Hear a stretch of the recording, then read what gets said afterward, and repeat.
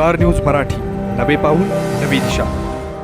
आटपाडीतील देशमुखांच्या वाड्यावर सुहास बाबर निमित्त वाढदिवसाचं चर्चा मात्र कशाची. तुमच्या स्वप्नातील घर घ्यायचंय मग चिंता सोडा. विटा कराड हायवेवरील मेन रोडवर प्रथमच उभा राहतोय डायमंड आर्केड. हा 11 मजली टॉवर, रेरा अप्रूव्ड प्रोजेक्ट.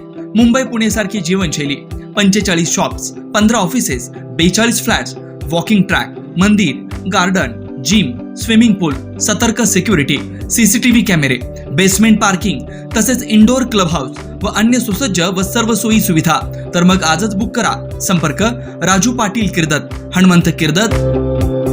खरं तर विधानसभा निवडणूक जवळ येऊ लागली असतानाच खानापूर आटपाडी मतदारसंघात मोठ्या राजकीय हालचाली गतिमान झाल्या.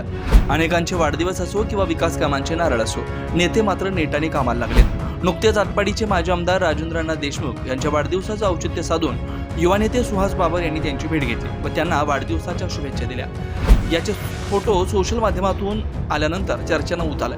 मतदारसंघात या फोटोने मोठी खळबळ माजली आहे. निमित्त वाढदिवसाचं जरी असलं तरी चर्चा मात्र आगामी राजकारणाचीच झाली का याची उत्सुकता अनेकांना आहे. आटपाडीच्या देशमुखांच्या वाड्यावर जाऊन सुहास बाबर यांनी त्यांना वाढदिवसाच्या शुभेच्छा दिल्या खऱ्या, मात्र राजेंद्र अण्णा देशमुख यांना सुहास बाबर यांनी दिलेल्या भेटीचं चर्चा मात्र मतदारसंघात जोमात आहे. विधानसभेसाठी सुहास बाबर हे इच्छुक उमेदवार आहेत. त्यांना अनेकांचा सपोर्ट देखील आहे. त्यातच देशमुख बाबर यांच्या भेटीने मात्र मतदारसंघात खळबळ माजली आहे. बाबर समर्थकांनी सुहास बाबर यांना आमदार करण्याचा निर्धार केलेला असतानाच आटपाडीतील या नेत्यांच्या भेटीला अधिक महत्त्व प्राप्त झालंय. या भेटीवेळी विनय भंडारे, हर्षवर्धन देशमुख, सुहास बाबर यांचे स्वीय सहाय्यक शहाजी पांढरे उपस्थित होते. स्टार न्यूज मराठीसाठी चंद्रकांत जाधव, विटा. आपल्या परिसरातील लेटेस्ट बातम्या पाहण्यासाठी स्टार न्यूज मराठी यूट्यूब चॅनलला आत्ताच सबस्क्राईब करा.